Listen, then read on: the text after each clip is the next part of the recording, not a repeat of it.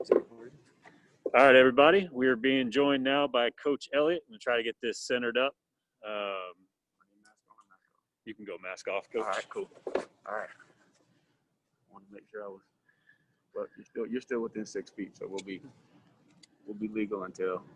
All right, everybody. We've got the line open.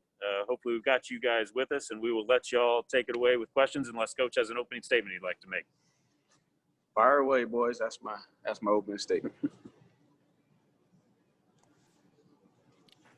Hey, Coach, it's David Hood. What is it like being a coach and an offensive coordinator in, this age of weird where you've got mask on and now you're going to play a game Saturday in front of an empty stadium? Well, what's it kind of been like just from your perspective?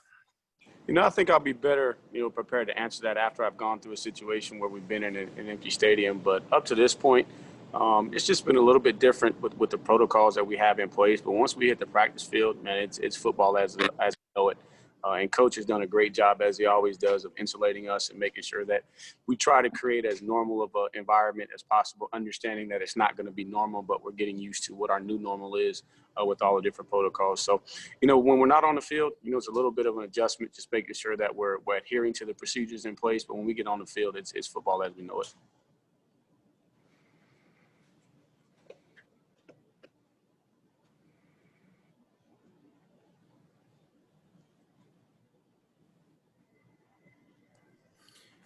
My guess is that Travis Etienne is the starting running back, but how's it kind of shaken out behind him? Has Lyn-J been able to hold on to that second job? And, where do the freshmen kind of fit in there? It's going back to the previous question. This is a different world. You got to have them all ready to play. So obviously we know Travis and who he is, and he was able to reassert himself as the first one to run out there. And obviously you do have a little bit of a pecking order, but in my mind, every last one of them in that room is a backup just because of the environment that we're in with the testing protocol. You may not know who's available every single week because that's going to be determined as you go throughout the course of the week with the testing protocol. But, Lyn-J would be the second guy. But again, I got to have Rensher ready to go. Got to have both those freshmen, and obviously got to have Mikey Dukes as well. And then as soon as Ches is back with us, he'll be ready. So, it's probably as we left it. But truthfully, if you want an honest answer, man, I got to have all those guys ready to be the backup. And they're actually one play away from being the starter, just because of the different environment that we're in. Tony, this is G. Charleston. Yes, I was talking to Travaris Robinson at South Carolina last week. He said that you guys had gotten to know each other pretty well off the field. Do you think he'd make a good coach someday? And what's the one thing that you, Tony Elliott, would like to see to kind of help college football implement better diversity hiring for head coaches? Yeah, I've had a chance just because of the positions, being in state, different functions that we've been at, and then we got mutual friends. First of all, really, really admire his passion. Just the way that he coaches, just the toughness that his secondaries play with. So definitely know that he has the IQ and the acumen to coach a position. Have had battle with him in recruiting, so I know he can recruit. So definitely think that he would be a no doubt guy that could be, in that pool of guys ready to transition. For me, that's a tough question. I don't know the answer to that question in terms of what the NCAA or anybody else can do other than focusing on the guys that want to be a part of that pool to get opportunities. Because at the end of the day, it's a different transition for anybody. It doesn't matter, what your background is. It's a totally different seat, totally different responsibilities that is difficult to prepare for. So the only other thing I could say that I would personally, speaking on behalf of myself, is just a more clear defined criteria of what necessarily we need to be prepared for. And then also understanding too that we may not be able to dedicate the time for that preparation, because for me, my approach is to be the best at my job at what I do, and not necessarily looking ahead, but I do understand the reality of the transition. So that's a very, very difficult question. But the first part of that, no doubt, I think T-Rob is one of the guys that needs to be considered and in that pool. And if everything lines up, I think he'll do a good job. Tony D. Brad Cinco from Clemson SI WCCP here. About a month or so ago, you thought you were playing Georgia Tech, and here you are playing Wake Forest to open the season. How has that changed your game plan and your scouting? And then what do you see in Wake Forest when you did scout them? Right, I think the difference in scouting is that we didn't have the time over the summer. So we spent a lot of time in the summer showing our guys Georgia Tech, getting ready for their scheme. Camps always starts with focusing on Clemson. So in terms of the in-camp process, it really hasn't changed. And then now the last week and a half, 2 weeks, we flipped over to Wake Forest. So that's really the only change, is that now when we actually are getting into the game planning of a specific opponent, we're able to show the guys. But prior to, when we had a lot of the summer and a lot of the spring when we were at home, we were able to get a good head start on Georgia Tech. But that really hasn't changed now that we know we're playing Wake Forest. And what I see in Wake Forest is what you always see in Wake Forest, man. It's a bunch of guys that play hard. They're very, very well coached. They're very, very disciplined, very sound in what they do. They play all the way to the whistle. They communicate well. In particular, this year's defense, they got 5 seniors on defense. They got 9 returning starters, including number 12 who's coming back from injury. So a ton of experience. The only place where they might not be quite as experienced is at the corners, but even one of the corners at the one that they're going to start at the boundary played a lot last year. So it's a very, very veteran football team that's been playing together for a long time. They know what they're doing. They're aggressive. And then when you get into third down situations, because of their depth, because of their football IQ, they can get very complicated on third down situations by getting into some of their odd packages and then playing a multitude of coverages behind it. So looking forward to the challenge, because and then again, they got one of the best defensive ends in number 9 that we're going to see probably all year. And he's up for a lot of consideration for a lot of different awards. So, he's going to be fired up to play against our guys. So it's a great challenge for us. And then the rest of those guys are going to be fired up as well. And I think it's just going to be a lot of excitement all the way around. From our guys to their guys, it's an opportunity to play. So I anticipate it's going to be a good challenge and a good matchup for us. Coach, Trevor Gross, CUtigers.com here. The tight end really hasn't figured prominently in your passing game since 2016 with Jordan Leggett. How exciting is it for you as a play caller to have guys like Braden Galloway, Davis Allen, Jalen Lay, options like that to throw the ball to? Definitely fun to have those guys in it. That'll be in a position, be an opportunity to impact the offense. So it's going to be a lot of fun to just see how we can get those guys incorporated. But at the end of the day, they got to make the plays, that are there to bring back that confidence level in the production out of that position. Because as you said, it did transition a little bit more to an emphasis in the run game. So I'm excited. Braden's, done a great job this offseason. Really, really pleased and impressed with what Davis Allen has been able to do. I think his game has really improved all the way around, both in the passing game and the run game. And excited too to see Jalen Lay, kind of get some experience under his belt. I think we all know what he's capable of, the talent level that he has, and now it's just a function of getting him experience. So I'm excited to have those guys, and then also looking forward to the challenge of finding ways to highlight those guys. Amongst all the other guys at the other positions that we have, at our disposal. And that's probably one of the biggest challenges going forward, is to make sure that, because we have now access to that body type and that potential skill set, try not to get too far out of the norm of what we've done, but at the same time, get everybody involved, because definitely there's some playmakers in that group. Tony, did you update on the wide receivers, especially in Ngata and Ladson, and they missed a lot of camp, obviously. How have they been the last couple of weeks, and you think they're ready to get things going when you guys play on Saturday? Right. Credit to both of those guys and what they did prior to the start of fall camp. Unfortunate, the situation with the protocols where they missed some time. But I've been pleased since they've been back. They really have done a good job while they were out, making sure that they were staying abreast of what we're doing. Grish did a good job of keeping those guys engaged, involved in the plan and in the install with the offense. And since they've been back, definitely feel like they're ready to play. Definitely feel like those guys are ready to have a breakout season. It's just a matter of getting them to the game, getting them opportunities, and then them taking advantage of the opportunities. But definitely pleased with where those guys are and how they've come back from the time that they had off, and really just kind of jumped right back in and didn't miss a beat. Hey, Coach, this is Sophia Rainabon with WSPA.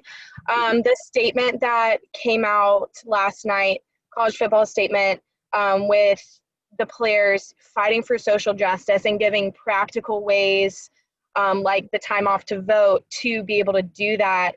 From a coach's standpoint, what is that like, watching something like that play out in having some of your players being leaders in that change? Definitely a proud moment because, what we always challenge our guys and encourage our guys is to take advantage of the entire Clemson experience. And that's not just on the field, but off the field, within their spiritual aspect, within Paul's journey, just like you said, social justice reform, just having opportunities to use their voice, but seeing them use their voice and their platform in such a positive way, really is just it's kind of like a parent when you see your child kind of finally take that step to like, man, it really sunk in and now they're taking advantage of it and really embracing. What I'm proud of is embracing the totality of it. I think a lot of times in this day and age, it's easy to have a voice, absent of accountability. But I really like the guys taking the opportunity to have a voice, being thoughtful with their voice, but then also following it up with accountability and trying to use their platform to bring about the positive change that they want in college football and also in society. Thank you.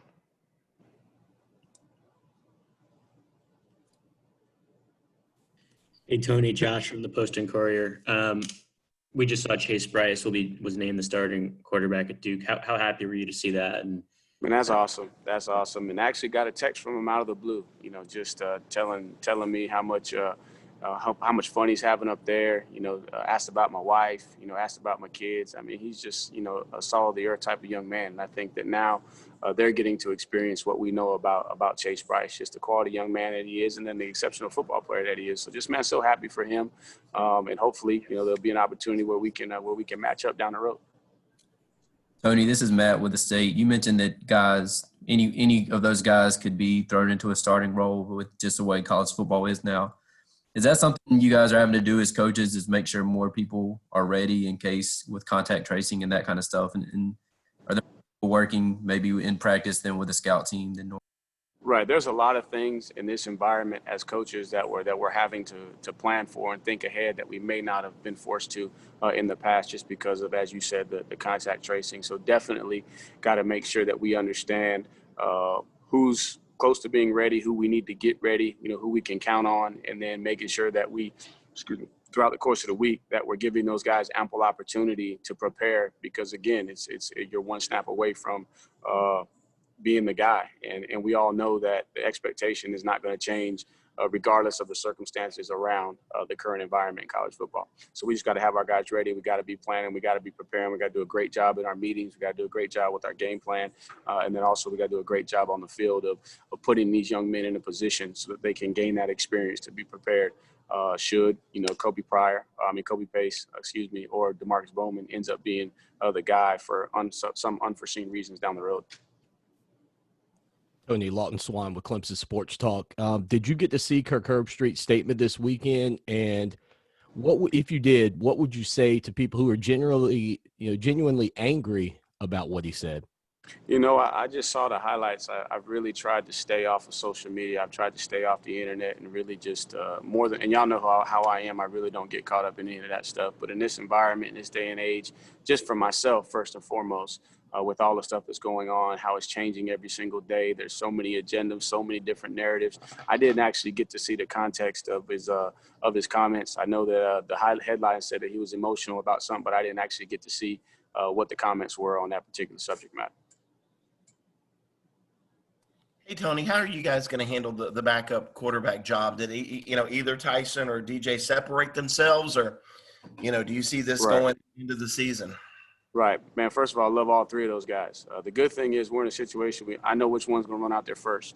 But those other two guys have had a good camp, man. They're continuing the battle. I know that Coach Streeter and Coach Sweeney are having some serious conversations about which guy will run out there next. But for me, I love all three of them, and it doesn't matter to me which one runs out there second. But both of those guys would be deserving. But at the end of the day, Coach Streeter is still working through the competition, and I'll know probably when you guys know which one's running out there next.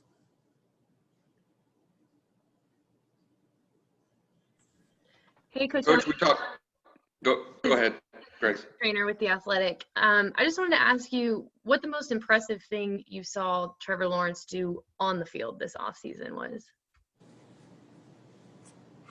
Man, that's a tough question, because it's always something. It's always something impressive. But I don't know if I have a particular moment, because at the same time, it's all impressive, but you just come to expect it with Trevor. But I think one of the things that I've seen here on tape that really caught my attention recently was And it might have been in preparing for this game, watching him against Wake Forest, man. He hit a whole shot in the cover two to the field for a touchdown. He threw the touchdown. I think it was there versus Wake Forest. He threw it to the field from the far hash to a whole shot, perfectly for I want to say it was for T to go up and grab it. That was something that recently, caught my attention.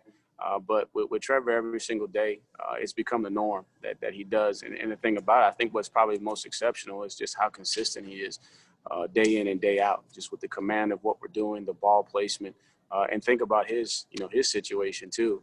Potentially, some people consider him, from a player perspective, the face of college football. He's had an opportunity to speak out on a couple of things to try and bring about change. That brings a lot of responsibility and a lot of accountability and a lot of added pressure. But he's actually rose to the occasion under these uncertain times. So if I had to put my finger on it, it's just, it may not seem exceptional to y'all, but for a young person, to be able to manage all that he's been able to manage and not let it impact his performance on the field is pretty exceptional to me. Thank you. Hey, Tony.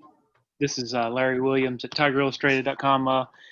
Who are your sixth and seventh best offensive linemen right now in terms of just being ready and capable of going in there right now? Right. I think that's a tough question, and we'll know that as we get closer to the game because we got so many young guys with the game plan paring down as opposed to the entire installation for the most part during camp. But right now, the guys that you feel good about obviously would be, I'd have to say right now you feel good about Walker Parks, being a guy that could go in there and function. You like where Walker Parks is. You like where Hunter Rayburn was progressing to. Trying to think through because again that situation just as any position has kind of been all over the place with the everyday things that you're having to battle through, but definitely feel good about those guys. I like where Mitchell Mays is progressing to. Gives us a lot of depth at tackle. I tell you, Paul Teo, in my opinion, has kind of really done a 180 since early on in camp. I think early on it was really, really fast for him, but you're starting to see him settle in at guard for us a little bit, and trending in the right direction. So those will probably be the guys right there off the top of my head, that I feel good about, and I'm sure Robbie it knows in more detail which guys may be there, but just that's my perspective. Coach, we talked to Bockhorst last week, and two of the things that he said that stood out to me were that he would characterize this first group on the offensive line as being nasty, which we all know is kind of one of his characteristics, but also that their communication was a real strength. Are those two things that stood out to you, and maybe as much or more so as last year's group?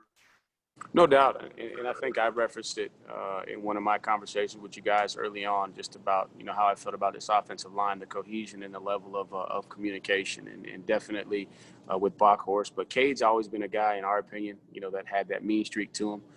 Didn't quite play as much as in the past as maybe a Bockhorst, but definitely I think he's got a mean streak. I mean, Jackson is a mauler, and I tell you what, Putnam, we all knew Putnam coming out of high school was kind of that blood to your nose kind of guy, and the guy that probably doesn't get as much I guess credit for being a nasty guy, but McFadden is a guy. He's got a quiet confidence. He doesn't say a whole lot. He's not a rah guy, but I tell you, when it's go time, and he can move them, he can pass set. So definitely think that could be something. Now, again, they got to go out and they got to continue to build upon that every single day in game situations. But I think that's a persona that they're wanting to carry, and I'm seeing it come together. And I think that they got a chance when it's all said and done to really live up to that hype. Tony, Brad here again. From a play calling standpoint, what is the first game like for you? How much do you feel confident in the game plan, and how much of it's kind of experimental, especially when you've got some new offensive linemen and some new receivers out there? Right. Try not to have much, much experimenting in the first game, just because there's a lot of unknowns. And the good thing about, playing a Wake Forest team is you can anticipate that they're going to do what they do. They haven't changed much over the years. I'd anticipate that they're going to play to their strengths. So we're anticipating having a good understanding, but at the same time too, it's going to be some reactionary moments where they've had all off season to prepare Not necessarily for us. I know they were getting ready for ODU and some other opponents and then kind of transition to us. But there's some things that they were working on as a defense that they felt like was going to give them the best opportunity long term that they'll be able to bring out of the bag that we got to be prepared for. And the last part of that question, definitely got to be mindful of the young guys. But the good thing about it is the young guys will be with us, all through the preparation process. We're not going to throw too many things, into the equation that we didn't actually rep during fall camp. So be mindful of keeping it simple if we get into a situation where we got young guys in there. But we're going to go on with our game plan, like we always do, but then also have the ability to adjust if we see something different. And one last thing there too. How much confidence does it give you as a play caller? No, you can just hand the ball off to number 9. I think that initially on the surface, there's a lot of confidence, but at the same time too, man, you respect every opponent, and you don't, and obviously we know that we have great players here at Clemson, and they're going to be well prepared, but we also respect our opponent too, and we don't take anything for granted. And so we have a plan to be able to go in and run the football. And we have an expectation to run the football, but I'm not going to be, overconfident from the standpoint of just handing the 9 and that's going to solve all of our problems. Everybody else has to do their job collectively so that we all can be successful. But the confidence that I would have is that I know that he's been there. And so regardless of the situations, regardless of the environment, up at Wake Forest, however it turns out, on Saturday night, it won't be something that overwhelms him. So that's probably the confidence level that I have, but would never be overconfident and discredit our opponent thinking that we'll just be able to hand the ball off and that'll solve all our problems. No, we got to go earn it on the field, and they're going to be dead set on trying to stop the run. Tony, at what point? Go ahead. Oh, sorry, Larry. I was going to say, do you know at what point it'll be like, okay, these are the guys, like after all the testing's done, like, okay, these are the guys for sure that we have for this weekend? Like, is it Friday night, Saturday morning? Do you know when that'll be? I just know that the ACC has put in the protocols, where we're testing 3 times a week, and the last test is going to be on Friday. That's kind of above my pay grade and out of my control when they'll actually, have the results of that test. So I'm anticipating, having all my guys until they have me different and tell me different. And if they tell me different, then, hey, game day, baby, you got to get ready to go.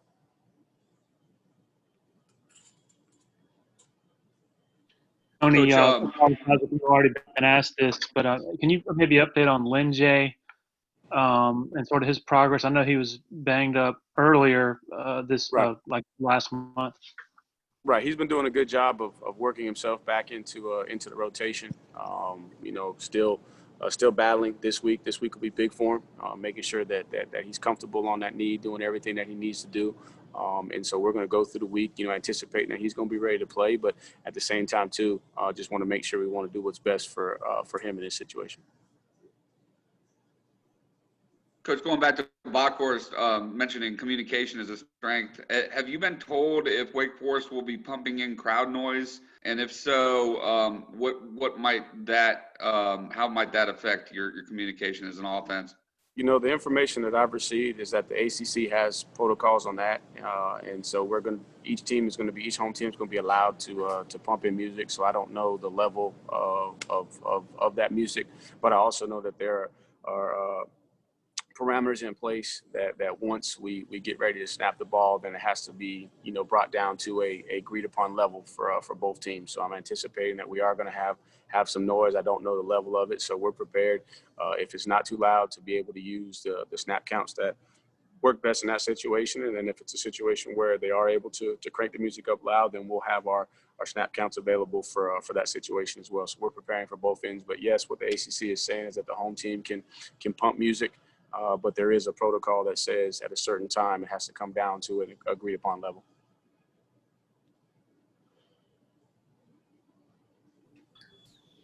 Any other questions for Coach Elliott? Yeah, Tony Don Munson. Just play calling. The fact that you didn't have a spring game and not have Jeff there in your headset, and I understand there are other voices that are obviously that but just from a play calling standpoint, as you approach this game against Wake, what are you expecting? What are you kind of expecting out of yourself? And is there that big of a difference without a guy like Jeff there, alongside you and in a headset with you? Right, and I think my approach is going to be the same as it always is. With the expectation that I'm prepared in all situations to make the what I deem is the right call.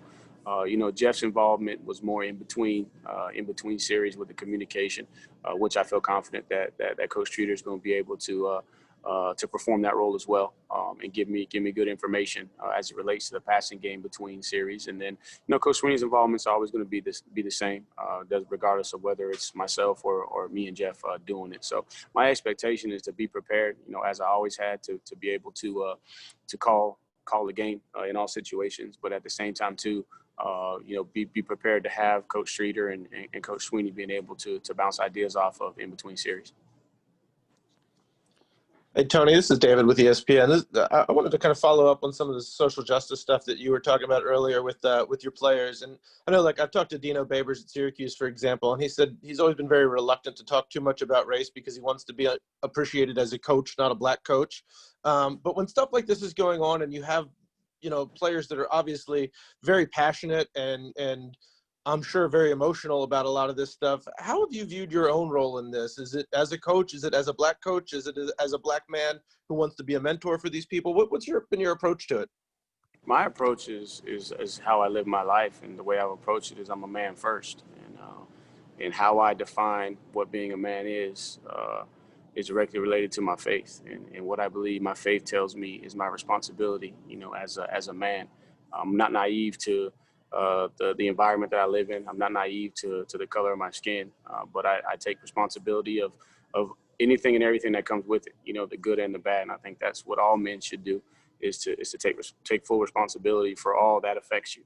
And that's been my approach. And at the same time too, I know what demographics of kids I'm dealing with, being able to relate on a lot of different areas. But for me, my approach has always been to be a man first, coach second, and then obviously, being aware of some of the advantages, disadvantages, that come with my skin color, and trying not to use it in a negative way, but to use it in a positive way to encourage those that look like me, but then also to be an inspiration and encouragement to those that don't look like me, because I think that I've been able to do that with my life, to be able to be inspirational to the young person that looks like me, that looks to my situation, but then also those that don't look like me are able to take from my story. And I think that comes from the mindset of being a man first and foremost, before anything, being a coach, and then being cognizant of some of the things some of the challenges I may have to overcome because of my skin color.